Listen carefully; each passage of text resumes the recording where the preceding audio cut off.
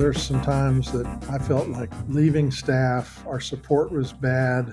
We were going through some hard times. Our ministry was 30 kids, one of the smallest around. I just began to wonder, am I really the guy to lead this? And at each point, each question, God answered, and God continued to encourage us not to give up. Welcome to the Extraordinary Lives podcast, where we talk about lives that go beyond the ordinary to the extraordinary, with the extra being Jesus. We'll be encouraged with amazing stories and helpful insights from the lives of ordinary people who have that extra, that supernatural difference that only Jesus can give. I'm your host, Ellen Bennett. Thanks for joining us. Hi, everyone. I'm so excited to welcome Mike and Sharon Mehaffie to the show today. They currently are on staff with Cru at North Carolina State. They work with the Cru grad ministries as well as with Faculty Commons. Thank you for being here. Of course. Thanks for having us. We're excited. Tell me a little bit about what you're up to now, and then also be sure to tell us a little bit about your family. Well, I can tell us about the ministry we're involved with. We've been on staff for 48 years with Cru. Actually, we were directing the ministry here until about 3 years ago. We switched over to work with professors and grad students, playing wiffle ball on the top of a parking deck at midnight with college students. That would be a little bit much. I'm 72 now. I just turned 70. So we're focused on that part of the ministry currently. And I lead a faculty Bible study. My wife leads a women's faculty Bible study. We have a Cru grad group that meets in our home every Sunday night at 6:30 for dinner. Come for the food, stay for the Bible. We have about 15 to 20 very sharp, very smart grad students that attend currently. And we also are embedded with our local campus team and assist wherever we can with things that they're doing campus-wide to help reach the campus for Christ. So that's currently what we're doing. I'll let Sharon talk about our family, where we are. Yeah, so we have 4 children. Christine is our oldest, and she lives here near Raleigh, actually a little town called Cary, and she does events for a company. And we have 2 sons, Luke and Daniel, and they both live here in Raleigh. One works at the North Carolina Museum of Art, and the other son works for a real estate investment company. And then our youngest lives in Los Angeles, and she works with computers and software. Ages like 46 to 35, somewhere in there. So, yeah. Along with 7 grandkids. Oh, yeah, that and are 7 grandkids. Our 2 sons are married and have children of their own. Yeah. So thankfully, that's the grandchildren are here in Raleigh, so we get to see them often. And that's kind of one of the perks of life with grandkids, getting to have time with them. So true. I am a new grandma and I can attest to that. Oh, I know. That's wonderful. I had forgotten that your daughter's out here in LA. Mhm. And I remember you all as a young family visiting us after we were newly married and coming to our apartment. And that was just such a treat to meet all of them. Well, one more thing. I know with Faculty Commons, you also have lunches that you put on and recently had one of those. Tell me a little bit about that. Well, we don't necessarily have lunches, but we have like a conference we do every year for Christian faculty called a Common Call. And this year we had Dr. Robert Marks. He's from Baylor University, an artificial intelligence specialist. And he shared some things about that, along with having a ministry on the college campus. We had 2 years ago, Dr. Ken Elsinga, who is an economy teacher at Virginia, and he was outstanding. He's like a top professor in his field. And we just try to bring people in that can challenge the faculty, how they can have a ministry too as professors. Professors have a tremendous influence on college students. Many on the university campus today try to influence them against their faith, but to have a Christ-following professor stand up in their classroom and identify as a follower of Jesus Christ carries a lot of influence and power as well. So we have about 155 professors on our list that we run faculty ads 4 times a year where they list their names and departments and followers of Jesus Christ, and that he offers solutions to some of life's most challenging problems. And they challenge them to contact them if they want more information.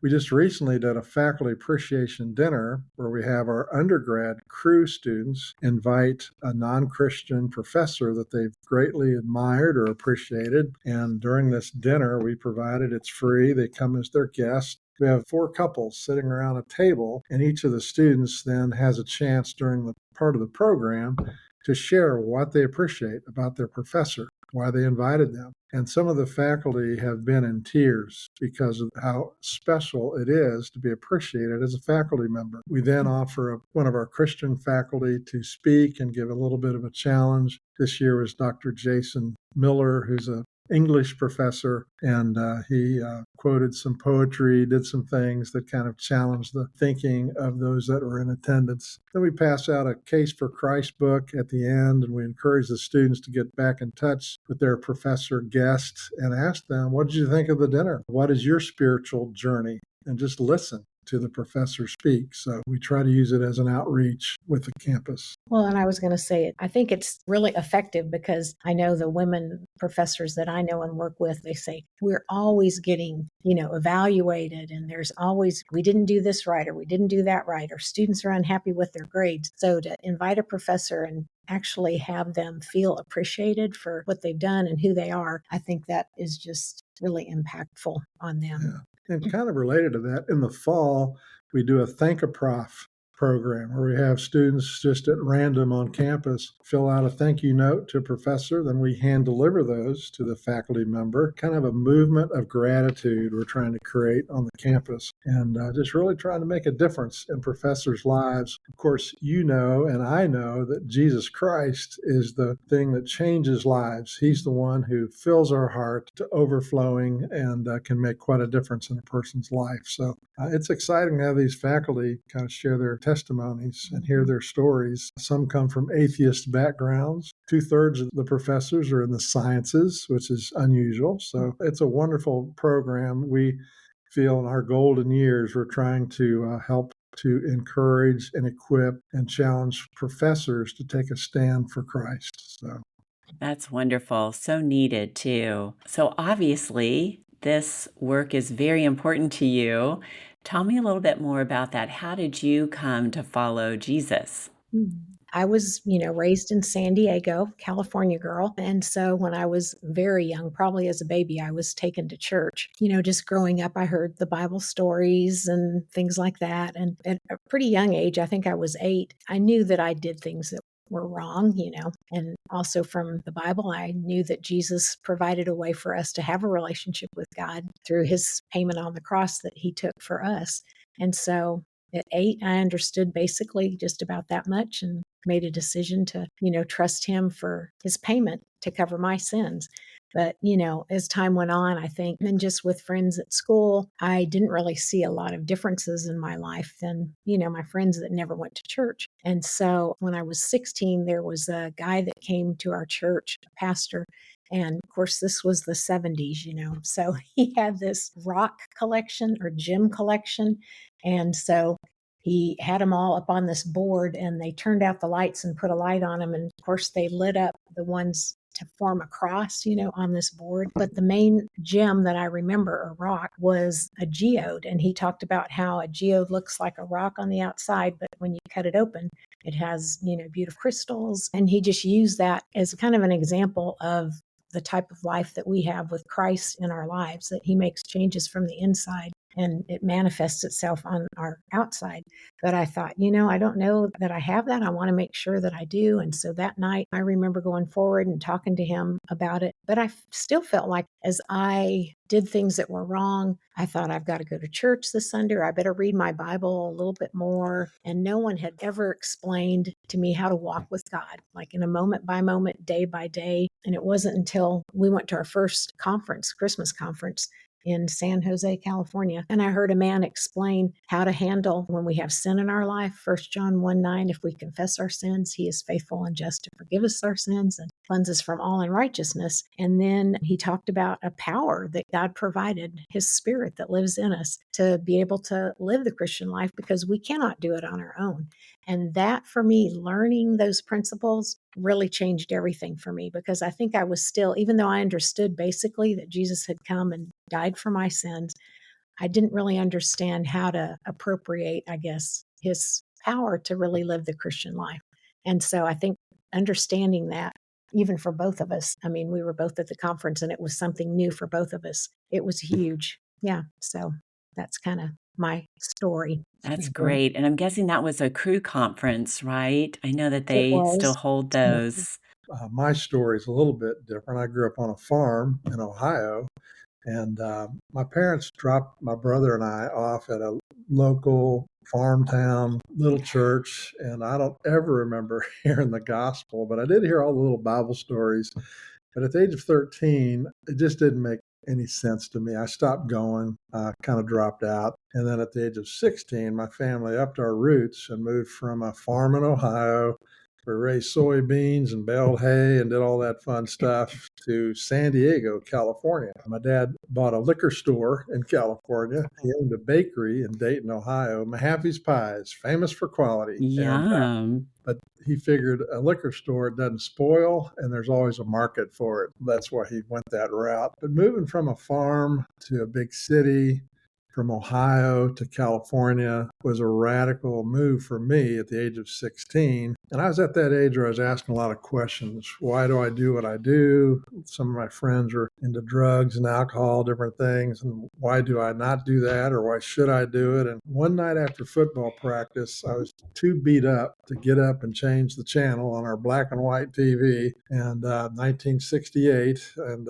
Billy Graham came on, and he talked about a relationship with God like he was his closest friend. And I never had heard that before. He said, if you have some questions, write to me, Billy Graham, Minneapolis, Minnesota. That's all the address you need. And I'll send you some literature, he said. And I had some questions. I don't know what this is about. Please help me. So he did. He sent me the Gospel of John with some helps on how to know Christ. The booklet was entitled Knowing Christ. Read it from cover to cover. And I saw for the first time I had never placed my faith and trust in Jesus Christ. John 3:16 just hit me over the head. For God so loved the world that he gave his only begotten Son, that whoever believes in him would not perish, but have everlasting life. And I just got on my knees all alone in an apartment in San Diego and asked Christ to forgive me, come into my life, take control of my life, and make me what he wanted me to be. And I just felt like a new person. I was only 16, but I felt like I'd wasted so much of my life, even at 16. It wasn't until I got involved at San Diego State in a Cru Bible study. Of course, we were called Campus Crusade for Christ back in the day. In the Bible study with some other guys, just learned what it meant to walk with God. Some of the conferences we went to together, Sharon and I, really learned how to walk with God, how to give our lives away to other people. I started leading a Bible study and just saw God begin to use me. But that's for me how it began, is just thank the Lord for Dr. Billy Graham and the message he had, a very simple, God loves you and has a wonderful plan for your life. And so that's my story and my bride's story. That is so fantastic. I love it was the right timing and just happened to be on TV. I also find it interesting that you used the word friend too, that he was a real friend of Jesus's and Jesus to him. We were just talking about that in a prayer workshop at Seacoast the other day, how we can come in prayer to him thinking of ourselves only as servants, but we can also come to him thinking of ourselves as friends, and what a difference that kind of prayer can make, because we really are both, of course. But that was just kind of a sweet realization that we were pondering in that class. Yeah. That was really fun. Well, that's what got me thinking. Well, I want to know more. That's what caused me to write. yeah, very cool. Well, how did you guys meet and how did you go on staff with Cru? And tell me some God stories that you've seen while being on staff. So we met through a friend that I had grown up with. My mom and his mom were best friends, and I had been dating a guy at our high school, and we had broken up. And so my friend, the son of my mom's friend, I guess mentioned to you, Michael, that this guy named Bob and I had broken up. And he said, you ought to take Sharon out. And Mike was like, oh, okay. So he called me one day. I mean, I knew who he was. He was like, the football player, the track star. And so anyway, he called me up and we chatted. And I guess you thought you were asking me to go on a date, A hayride. a hayride. But to me, he was just telling me what he was going to do. And I don't remember him ever really saying, would you like to go? And so I thought, oh, well, that was nice that he called me. And so I guess we finally then got it clarified. And so he called again and asked for another date. We went to see a Christian singing group at Balboa Park. So that was fun. That was way back in 1970, Yeah. I think. The random sample. Yeah. Campus life group. Yeah. So, and I wasn't real great with ladies. I was more into athletics, grew up on a farm. I didn't know anything. So I wasn't too slick with asking her out. So that's okay. It worked out. But I mean, we started dating then. That was our first date, and we never really dated anybody else. And for 2 years we dated. So we were very young when we got married. I was 18, he was 20, which is pretty young. And I worked for a doctor in the San Diego area at the time. I had graduated from high school a year early and went to like a business college in San Diego. Well, even our beginning was bathed in prayer because we were so young. We had no money, and we began to pray, if God, you want us to get married, you're going to have to work this out. And so within 30 days of praying that, she got a job. I was managing apartments. I could ride my bike to San Diego State from where we'd be living. It all kind of fell into place. So yeah, and we managed those apartments for the doctor that owned them. And so we basically lived there rent free. He rode his bike to school, and I had to do so many months of internship. But the doctor said, I'd like to pay you while I have you intern for me. And then he ended up hiring me, So that was kind of a neat miracle how the finances worked out for us. I mean, we lived on hardly anything those first couple years of marriage, but I don't think we made more than $4,000 a year that we lived there. Oh my goodness. Riding a bike and I walked getting to free work. rent. She walked to work. We were able to make ends meet. But that was grounded in prayer. God, if you want us to get married, you're going to have to pull this together. And he did. And so 51 years later, we're still walking with the Lord. The story of us coming on staff, I was a full-time student. Sharon was a full-time nurse. I was pre-med. We thought we had it all figured out. I was going to go to med school. She was working as a nurse. And my senior year, I just saw God use crew at San Diego State to change lives as students were coming to faith in Christ. It was the most exciting thing I've ever been a part of. And so I remember coming home my senior year saying, honey, one of the options for our lives should be ministry to college students. Just to see the effect Christ has on people's lives excites me more than anything. So what do you think? I'll let you answer. Yeah, I said, wow, that sounds interesting. Because I remember me going to lunch with his mom, and she said, do you think you guys would ever go to work with this Campus Crusade? And I said, no, because you have to raise your own support, and we would never do that. So anyway, when he told me, though, he was thinking about that, I thought, oh, gosh, no, I can't see me doing that at all, because I knew that I'd have to go on campus and share my faith, and that scared me to death. And I thought, no, I can't do that. So to put it more clearly, she said, well, God may be leading you, but he's not leading me. Yeah. Yes. So I began to pray, God, either change my heart away from this or change Sharon's to this, and then you can share. Yeah. And it within, was, again, 30 days. Yeah, it was in about a month's time. There was a girl that was involved with the ministry with Campus Crusade there, and she had invited me to be a part of her Bible study. And so, I mean, I was just like a mess, because I remember telling her, well, it would probably be good for me. I don't know that I really want to do it, but it'd probably be good for me. So yeah, I'll be a part. I thought, oh gosh, she probably thought, why am I bothering with this woman, Anyway, I loved the Bible study that she had, and it was just like an intimate group that I'd never been a part of anything like that before. And so then shortly after that, I remember her saying, would you like to meet sometime on campus and we can go share our faith? And I thought, oh, I don't know about that. But we did. I did. And I remember talking to this girl, and I can remember where we were sitting on this brick wall at San Diego State. And as we shared the gospel with her, the girl just started to cry, just had tears in her eyes. And it, still even makes me choke up now thinking about it. But it was like she just realized her need for God, and she didn't like at that moment pray to receive Christ or anything. But I think it just caused my heart to see that, ooh, people really are interested in God and interested in a relationship with Him. And so I thought, okay, if this is how it goes, I think I can handle this. But I think I had to come to the point of just believing that, okay, if this is what God wants, He will give me all that I need to do what He's called me to do. So I just needed to make myself available. So she came back to me and said, Michael, I can see us doing this together. And we'd done some things through a church, College Avenue Baptist Church in San Diego. We led a young married's Bible study in our home. Yeah. And that was fun. And God used that as we led together. But that was within 30 days of me praying. God either changed my heart or changed hers. Mm. And she just did a 180-degree turnaround. And we just felt God's call on our lives to work with college students. So we joined the staff in 76. And it's kind of funny because a lot of the young couples were like, oh my gosh, how are we going to live on this meager salary that Cru is paying? And we're thinking, man, we're in the money. We're like, we're going to be rich. I think we lived on like $1,258 a month was our reimbursement, benefits, salary, everything we lived on back in the day. Wow.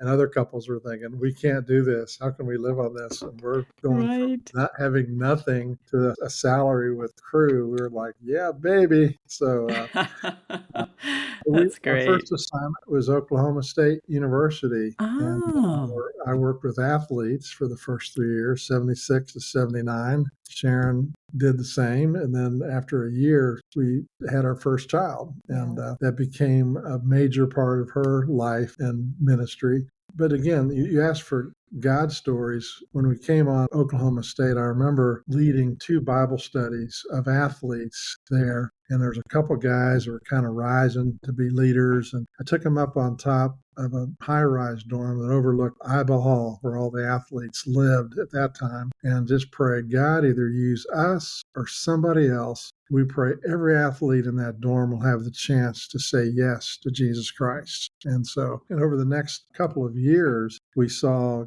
God do that. The Bible study I led had 5 men in it, and each of those men led a Bible study. There were 60 guys in a Bible study that we had through these 5 men who led those groups. And he moved an FCA guy in to be an RA in one of the floors. And I mean, just the whole dorm over those 3 years. I remember their senior year, they looked at me and says, Mehaffie, we thought you were nuts taking us up on that dorm and praying over. It was rainy and cold, and it's always windy in Oklahoma. They said, God did it. God answered those prayers. We saw every athlete have the opportunity to hear the gospel in one way or another while we were there. So in 79, I moved to Tulsa, Oklahoma to help serve on the area team where we oversaw Oklahoma State, University of Oklahoma, Arkansas State, University of Central Arkansas, different schools, Memphis State, that we kind of oversaw. And I was more of an administrative assistant. And in 81, they closed that office down and I could do whatever I wanted to do. So I thought, well, I'll go stay in administration. So I called a man by the name of Crawford Loritz. He was looking for an administrator. And I asked him what he was looking for. And he said, well,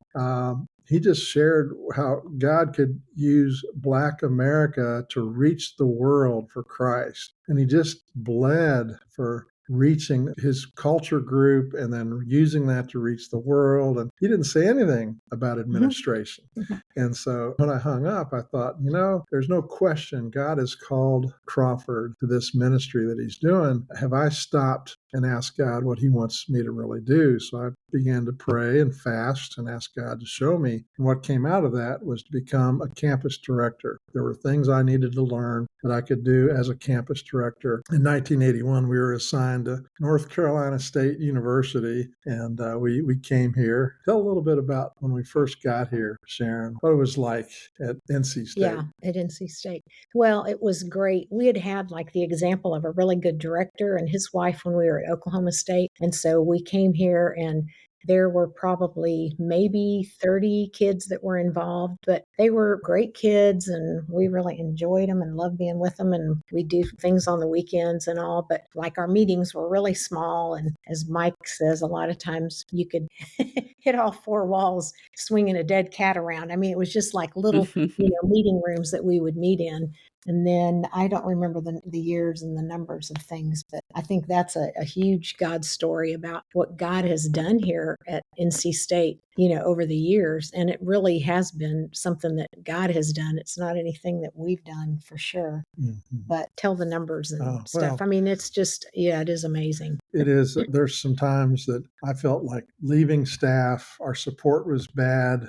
We were going through some hard times. Our ministry was 30 kids, one of the smallest around. And I just began to wonder, am I really the guy to lead this? And at each point, each question, God answered, and God kept us on staff, continued to encourage us not to give up, continue to pray. So we saw it grow from 30 to about 100, from 85 to 95. And it's remained at about 100. But in the mid-90s, there was a lot of prayer. Bill Bright came up with this 40-day praying and fasting kind of thing. And so we both entered into that. She did it 1 year, and I came on board a year after her. But we prayed and fasted for 40 days for God to work. And there were students on our campus that were praying every day, 7 a.m, for God to do some things to really reach the campus for Christ. And so from 95 to 2000, we grew from 100 to 800 students coming to our meetings. I remember I got Reynolds Coliseum is a large coliseum. The athletic director allowed us to use it, and just some things that God opened doors that were just very unusual. And then from 2000 to about 2005, it grew up to about 1,200 students. It was probably the largest Christian ministry in the United States, if not the world, as far as college students. Again, little old NC State and Mike and Sharon Mehaffie, a couple of nobodies, and we're just seeing God pour out his spirit and work in amazing ways on the campus to bring people to Christ. We have a strategy within Cru, win people to Christ, build them in their faith, and send them out as laborers to win, build, and send others to the end that the whole world could hear the gospel. And so Bill Bright used to say, reach the campus today, the world tomorrow. And so we were seeing God do that. Yeah. And it's been sustained too. Yeah. It's stayed very large. Now, COVID, we took a hit. We probably lost quite a few through COVID in terms of numbers. We're probably 700-800 kids coming to our weekly meetings, maybe 130 Bible study leaders. This is an interesting story. A couple of years back, when we were still the directors, we're in a room doing a leadership training for our leaders. There's 230 in that room of just Bible study leaders. And we began to weep. We're thinking, oh my gosh, remember when we just had 30 involved? And I said, now we have 230 leaders in this room, and let alone the people they're leading and all that's been going on. And so we just, God, you're amazing. Thank you so much for letting us be a part of a miracle. We don't want to just read about miracles. We want to be a part of them. And so we saw God raise up an incredible ministry. And I think another story too was when we saw God just raise up this huge movement of students. We had a staff team during the time when we had less students involved. And Mike would always say, let's just pray that we get so large that we will have our weekly meetings in Reynolds Coliseum, which holds, how many people does Reynolds hold? 10,000. Yeah. And they would laugh, ha, ha, ha. And so anyway, one of them called us and they said, we read your newsletter and the pictures of the 1,200 students that were in Reynolds Coliseum for the weekly meeting. And they said, we just started weeping, seeing that God had done what you had prayed for. So that was kind of neat. And people would ask Mike, what are you guys doing at NC State? What kind of strategy do you have? And in Build Sin, just kind of like the same thing everybody's doing, but God just chose at that time to bring lots of students to get involved. That's really exciting. There's other God moments that have had important lessons for us as well. I'm thinking back when we were hurting with our finances and our support was bad and not many students were involved. We really considered stepping down, and God brought a couple guys in our lives to help us to continue on. David English, Stan Hayes. Then there was another time when we were involved in our church. We led a group called Flock Groups, and they were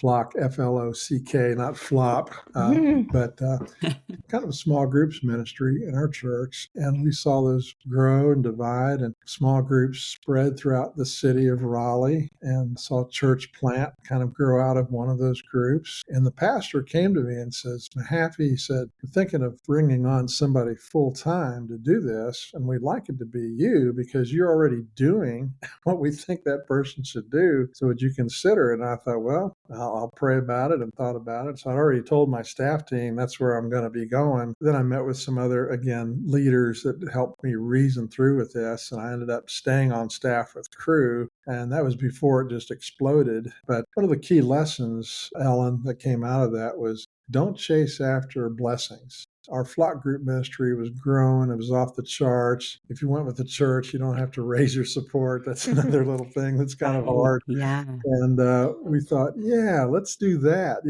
But the Lord said, Mm-hmm.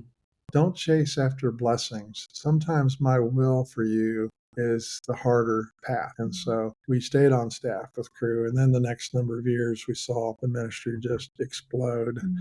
There's another turning point in our ministry when my brother-in-law was owning a company and wanted me to come manage a factory. He said, you got to stop playing around with college students. He said, been married now, you got kids, you got to provide for your family. And again, our support was bad. And I'm thinking, yeah, that makes sense. But I got a little ill that night after the challenge, and I went to bed and I was thinking, what's really important in life? And what came out of that was seeing the sins of people totally forgiven by Christ is an eternal difference forever and ever in somebody's life. And not only them, but their families and people they know. And the next morning, I was able to go back and boldly tell my brother-in-law, it's a no. I'm going to continue doing what I do. And he's shaking his head. He can't believe it. So he's going to pay us like 3 times what we were making. Yeah. But Sure. just little lessons of trusting God, believing God. He'll provide the answers. He'll provide what you need in the time of question that you have. So That's great. I remember one of your newsletters talking about Sharon being in a car accident that seemed pretty devastating. And I'm guessing you probably saw God really work in that as well. We did. That was probably 2012. 12 years ago. Yeah, it was a really bad car accident. My car was totaled. I don't really remember anything. I got to the hospital and my stomach had been pushed up into my diaphragm and my collarbone was broken. And I was kind of out of it for 3 days at the hospital. So it happened on a Monday morning, and I think it was Thursday. And my sweet children came and stayed with me at the hospital at night. It was probably around 3 a.m. or something. And it was like something clicked in my head. And I just remembered, oh, I'm supposed to meet with so-and-so today. And I've got to go pick up pants that were getting hemmed. And I told my daughter. And so anyway, she just called the other kids or texted them or something and said, Mom's back. Because I think, before I was just really out of it. And I think you probably were wondering, will I ever get back to who I am?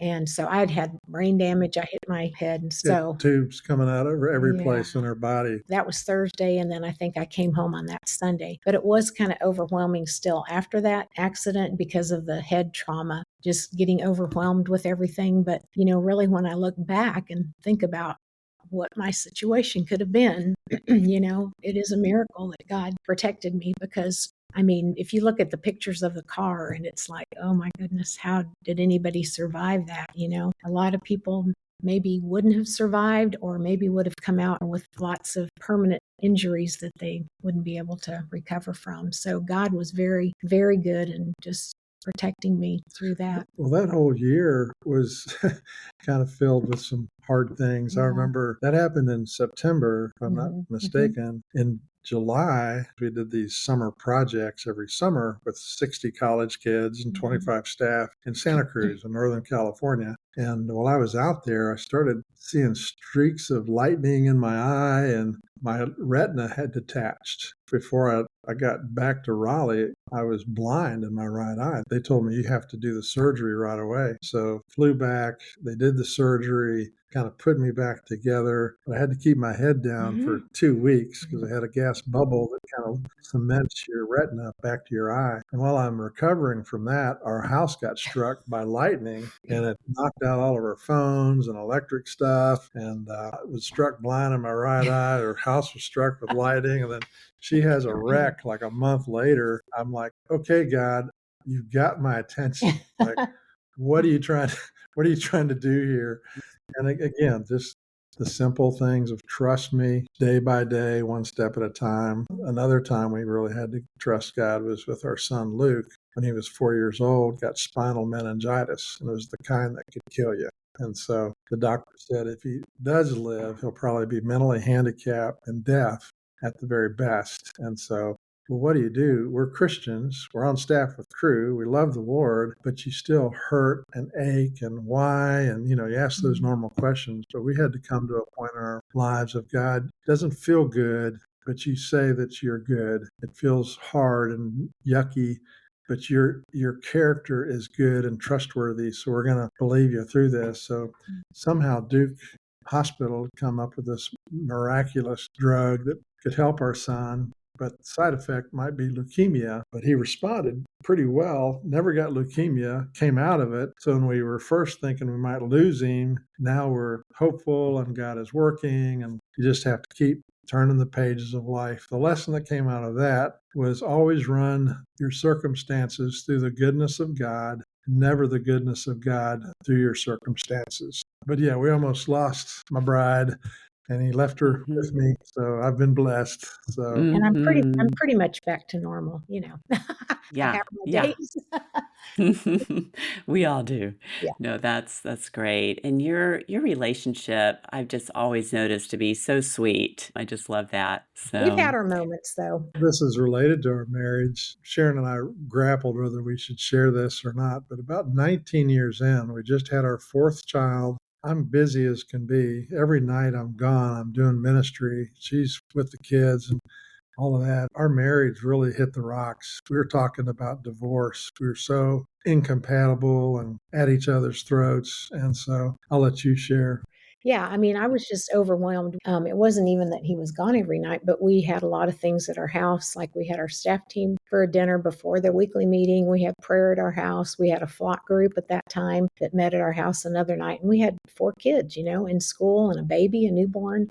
And I can remember one night just bathing her in the bathtub and just crying, feeling so overwhelmed. I thought, I feel like I'm out in the ocean, and every time I get my head above water, there's another wave that comes and knocks me over. And I just told him, I said, I just can't continue like this schedule. And so we did go see a counselor, and he was really helpful and had us talk about expectations, that we had for each other, like what my expectations are for him as a husband and as a father and everything. And so it was a tough time, but we worked through it. And I do remember feeling hopeless and thinking, I don't know that it can get better. But it really is exciting to think that God really can restore the feelings that you have for each other. He enables us to be able to forgive and to ask forgiveness where we need to. And I remember at that time, there was a lady in our neighborhood that was going through a divorce, and just talking with her. And I just remember thinking, how many people hit that wall where you feel hopeless and then you feel like, this is it and I just can't go on. And you aren't really able to trust God to get through it. And so I'm thankful that God really restored things. And, it was a hard time, but Well, yeah. marriage takes work. A lot of times couples don't realize how much work that a marriage takes. And so we're constantly having to work on it and be good communicators. And I'll come to her every now and then, honey, have I said something that might have offended you? She kind of gets quiet. And then when she gets quiet and it feels like an iceberg over here, uh, that's Not when good that's communication when I've got to skills, but start yeah, trying to draw out what have I done? So yeah. Yeah.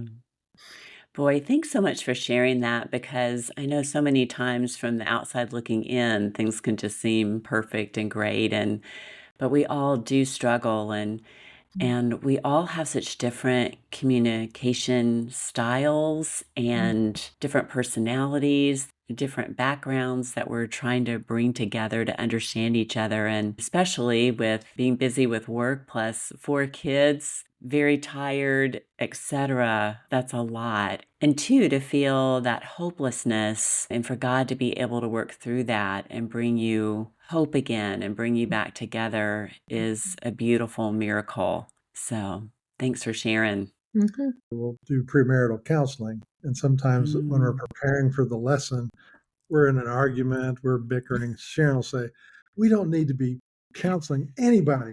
We're a mess. We're a mess ourselves. I said, well, that's what they need to hear. They need to hear the real things, what's going on. So That is so true. I just Mm, feel that so much about Christianity and the church. We need Jesus. There's no appearing perfect. Our flaws and how we work through those flaws can often be a great testimony of the Lord. mhm.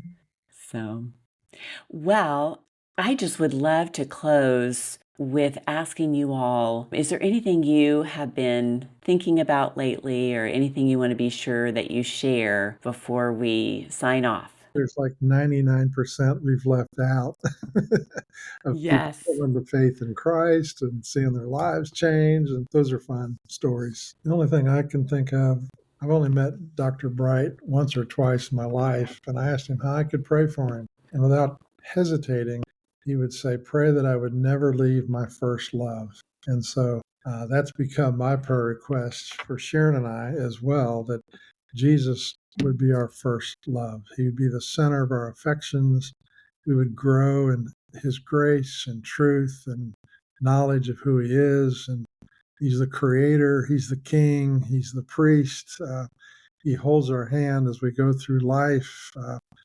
He is who he said he was, no question. And with Easter coming up right around the corner, it's just great to reminisce on who this great God is that we serve. And so for me, it's just a journey to continue to know him and to understand who he really is over who I think he is. And so to dwell on his attributes, to fall more in love with him. Our love is fickle, it's hot and cold, it's up and down. But his love is like the sun shining in the sky. Ours is a responsive love. The only way we can love him that way is to realize how much he loves us. And so that's a lesson that I think I'd love to impart to anybody listening right now, is to love Jesus first and in your life. Yeah, and Awesome. Thanks. I think for me, just, my prayer always is that I'm really like plugged into Jesus and allowing him to be in my life, overflowing everything that I do. I can flesh out a lot of stuff, but I don't want my life to be like that. I want it to be as a result of just God's working in my life and letting other people see him and, just not about me. So, yeah, I guess the same thing, just love for him and allowing him to work in my life. That's great. Thank you. Yeah. I so appreciate you too and your ministry all these years. Love you guys. Yeah. Thank you for having us. This has been fun to tell these stories. Yeah. Oh, yeah. Thanks, everyone, for joining us. This is Ellen Bennett with the Extraordinary Lives podcast.